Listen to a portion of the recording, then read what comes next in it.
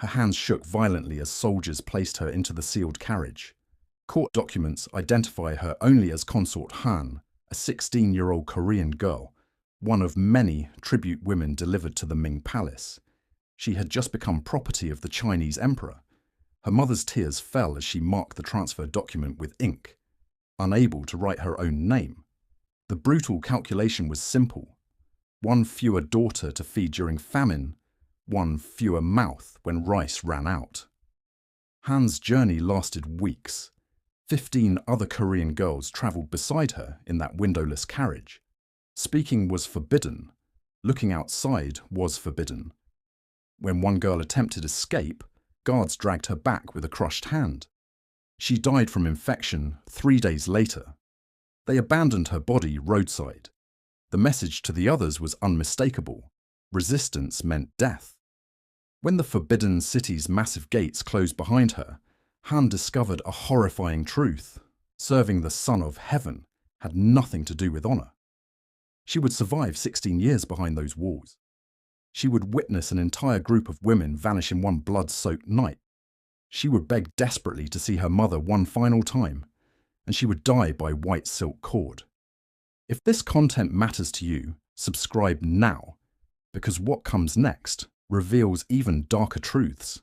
Han's story mirrors tens of thousands of others, all caught in a system designed to harvest young women like agricultural crops. When people imagine Chinese imperial concubines, they picture elegance, beautiful women in embroidered silk, composing poetry, living luxuriously while serving Asia's most powerful man.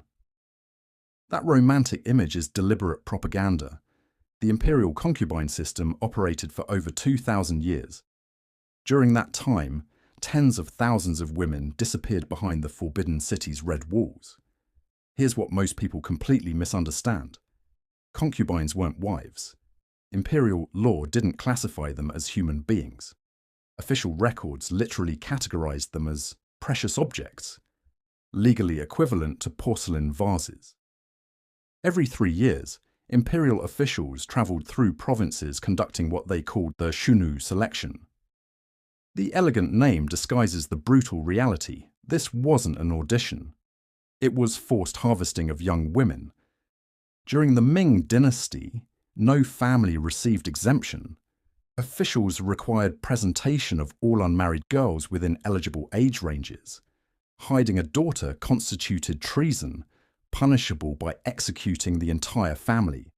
Eunuchs and palace physicians conducted thorough inspections, examining every inch of candidates' bodies.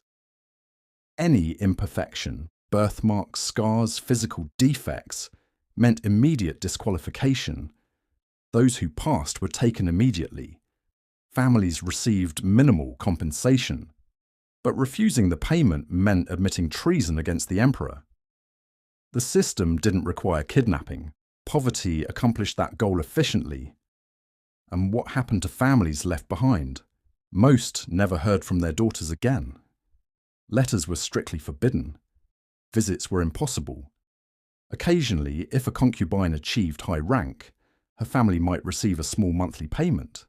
But for the vast majority, daughters simply vanished behind those red walls forever. Some families held funeral ceremonies for daughters who still lived, because they understood the cruel truth. The girl they raised was already gone. Han arrived as part of a different tribute system. Korea sent women to the Ming Empire as diplomatic offerings. Between 1408 and 1435, more than 100 Korean women were delivered to the Forbidden City, not as visitors but as property.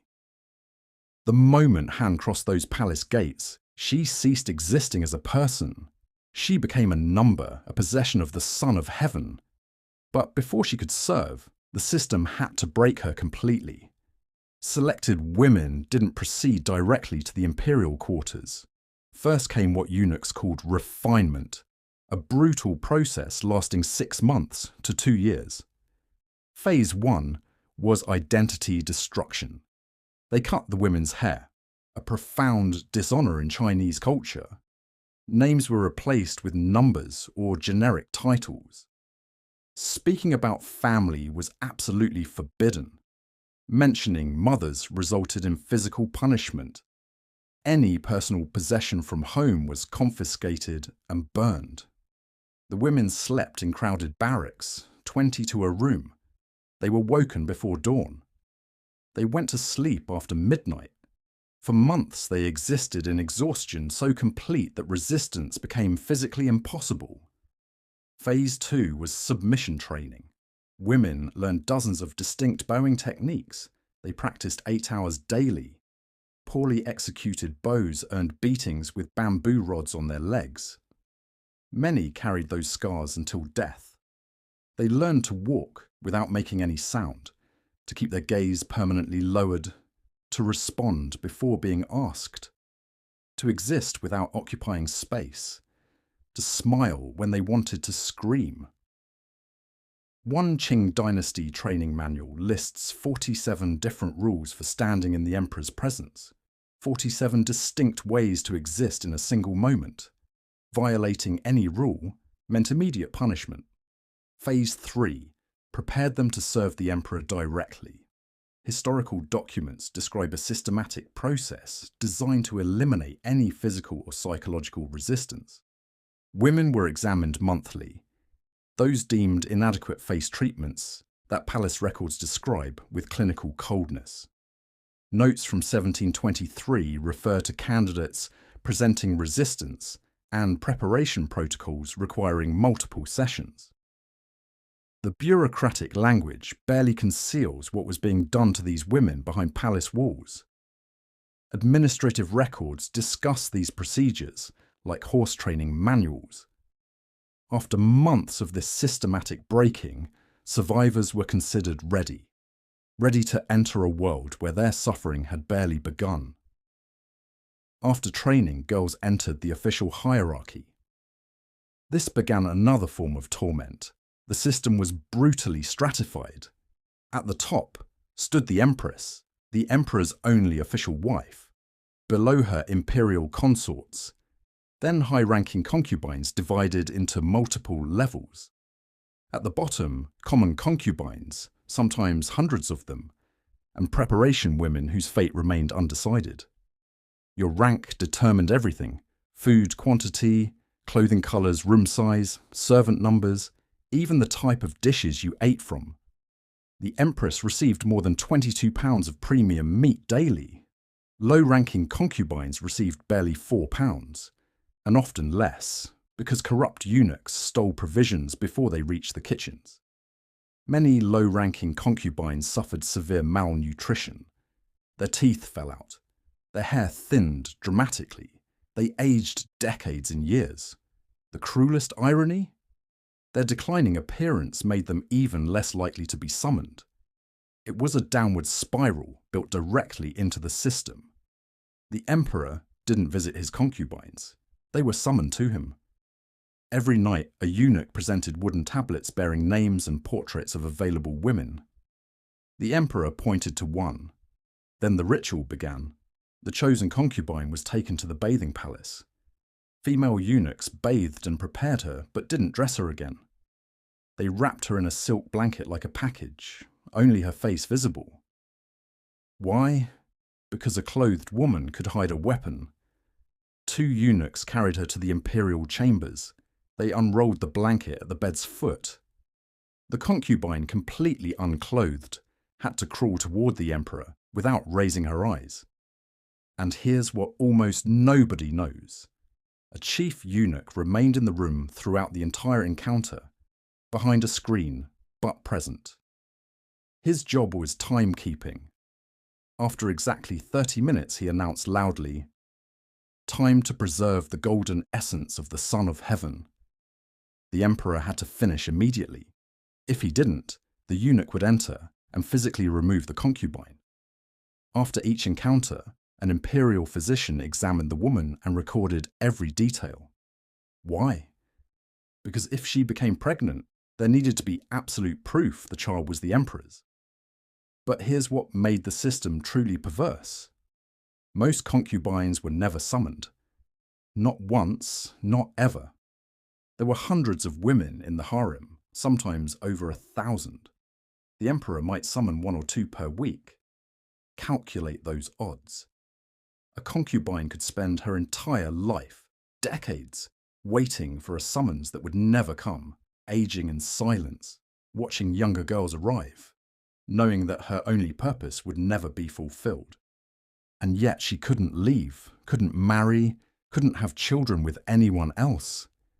She was property in permanent storage, with nothing to do but wait. The women turned on each other. The imperial harem wasn't just a prison, it was an arena. Hundreds of women, all competing for one man's attention, all knowing that a single pregnancy could change everything or destroy everything. The result was a hidden war that lasted centuries. Concubines poisoned each other's food. They bribed eunuchs to remove rivals from the selection tablets. They spread rumors designed to make other women fall from favor. Historical records document cases of women slipping harmful substances into pregnant rivals' tea. If the baby died, so did the mother's chances. Empress Wu Zetian, one of the few women to ever rule China in her own name, allegedly took extreme measures against a rival concubine. That concubine was executed. Wu rose to become empress. Historians dispute this account, but the fact that it was believable reveals everything about the harem's culture. The violence wasn't always physical. Psychological warfare was constant. Senior concubines tormented juniors. Favorites were isolated and systematically undermined. Alliances formed and shattered based on who the emperor looked at during dinner. One Qing Dynasty account describes a concubine who spent 3 years pretending friendship with a rival, only to testify against her when the empress launched a disloyalty investigation. The rival was demoted to servant status. Her children were taken away. This wasn't cruelty for its own sake. It was survival. In a system where women had no power except through the emperor's favor, destroying your competition was the only viable strategy. The tragedy is that the system turned victims into perpetrators. Women who had been kidnapped, trained and dehumanized learned to do the same to others, because the alternative was being destroyed first. And if a concubine somehow survived the warfare and caught the emperor's attention, if she became pregnant, that's when the real nightmare began. Here's the truth nobody expected. Getting pregnant was the worst thing that could happen to a low-ranking concubine. Common logic suggests that bearing the emperor's child would elevate her status, but reality was far crueler. A pregnant concubine was isolated in the Forbidden City's most remote palaces. She spent 9 months under constant surveillance. She couldn't receive visitors. She couldn't send letters. She couldn't walk through gardens. And when the baby was born, it was immediately separated from its mother. If it was a boy, he was handed to wet nurses and raised far from his biological mother. She might see him once or twice yearly, supervised by eunuchs without permission to touch him. If it was a girl, she often simply disappeared.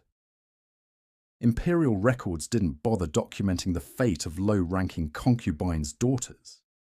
Documents describe women so desperate to avoid this cycle that they secretly consumed herbs to end pregnancies. They preferred risking death rather than bringing a daughter into that system. And if a son died, the mother was often blamed, accused of negligence, sometimes accused of worse. Even when children died of common illnesses, mothers could be demoted, exiled to remote palaces, or face harsher consequences. One Qing Dynasty concubine lost 3 children to smallpox. She was accused of having poisoned karma and spent her remaining 40 years confined to a single room, forbidden from seeing any other imperial family member. Her crime was burying her children. Her punishment was dying alone.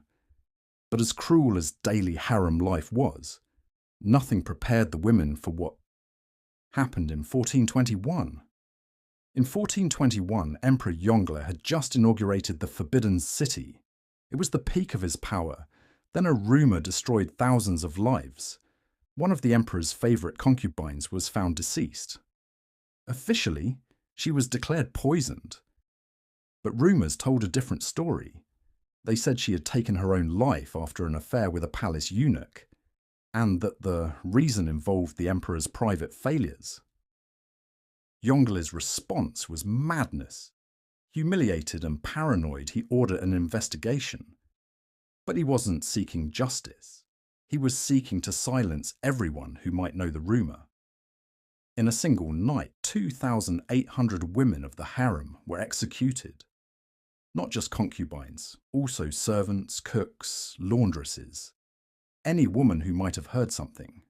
The method was designed to prolong suffering. Executioners were told to make it last. Some victims took hours to die.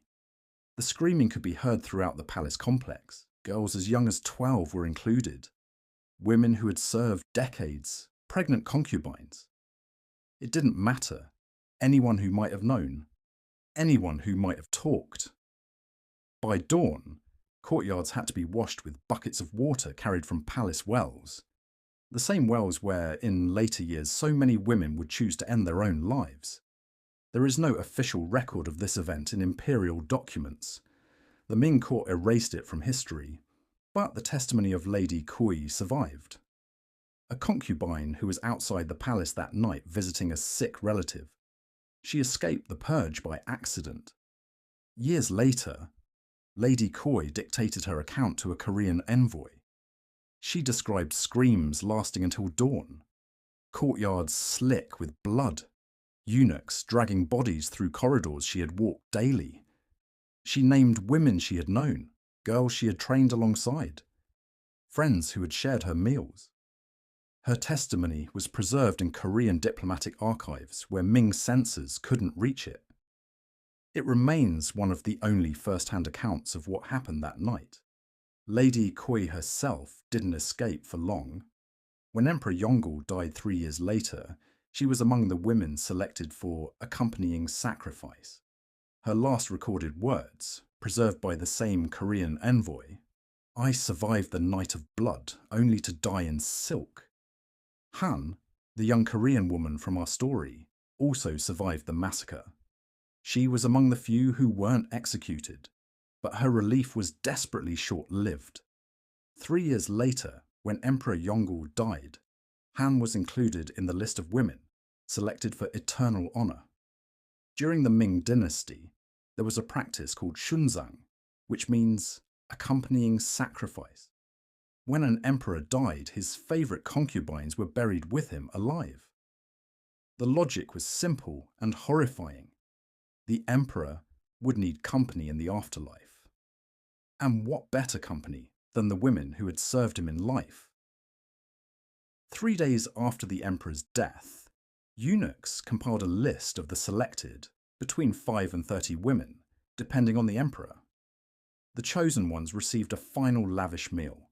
Delicacies they had never tasted, wine usually forbidden to them. Some accounts describe musicians playing while the women ate, as if it were a celebration. Then 2 options. First, hang themselves voluntarily with white silk cords. This was considered an honourable death. The woman's family received economic compensation and official recognition. Some families encouraged their daughters to accept willingly, knowing the alternative was worse. Second, refuse.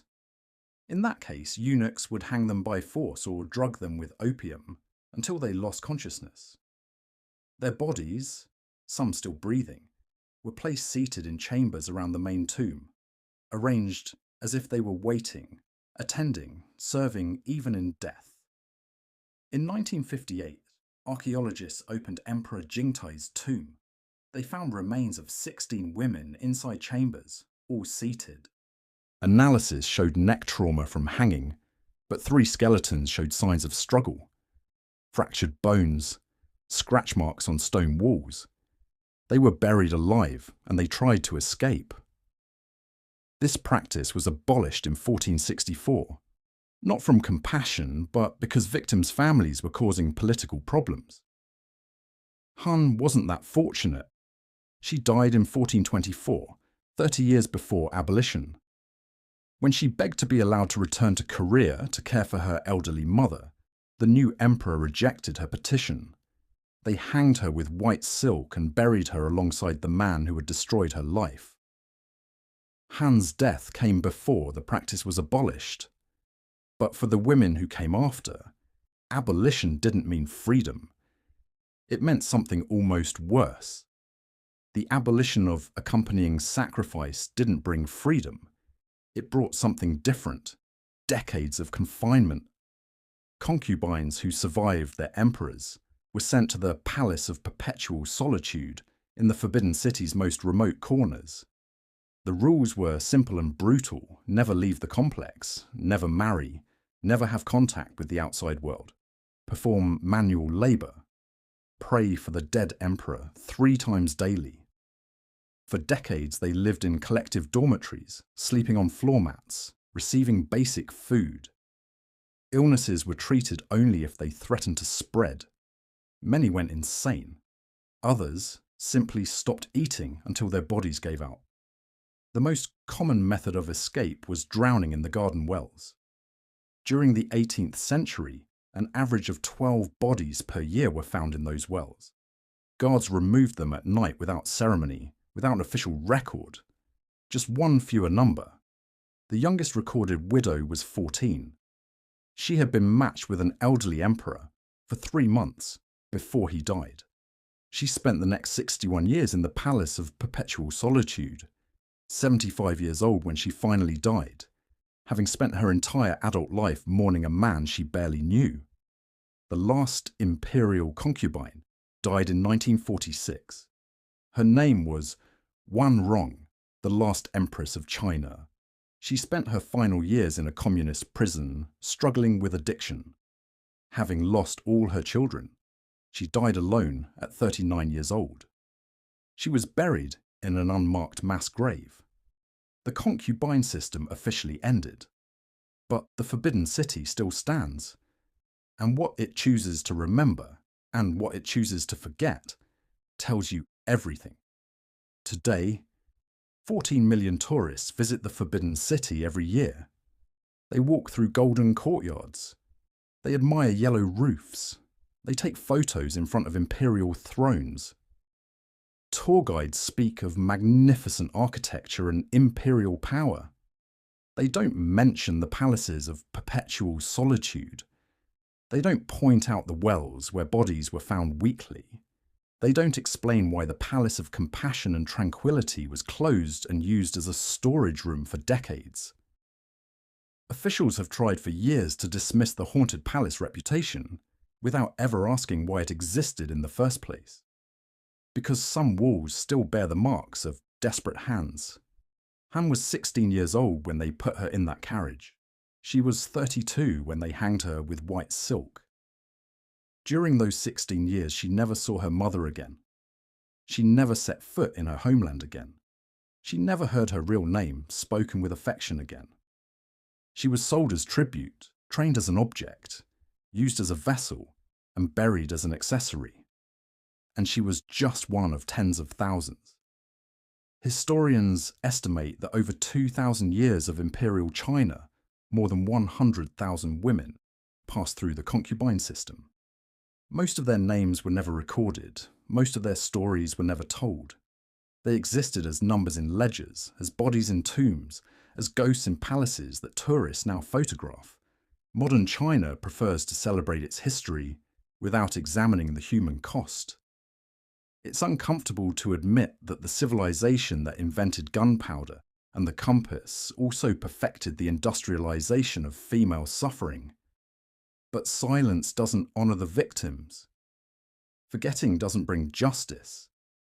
The walls of the Forbidden City still stand. The stones still remember. And now you remember too. If you made it this far, let me know in the comments which part of this story impacted you most. And if you believe these stories deserve to be told, subscribe. because there are more buried truths waiting to come to light. Thank you for watching.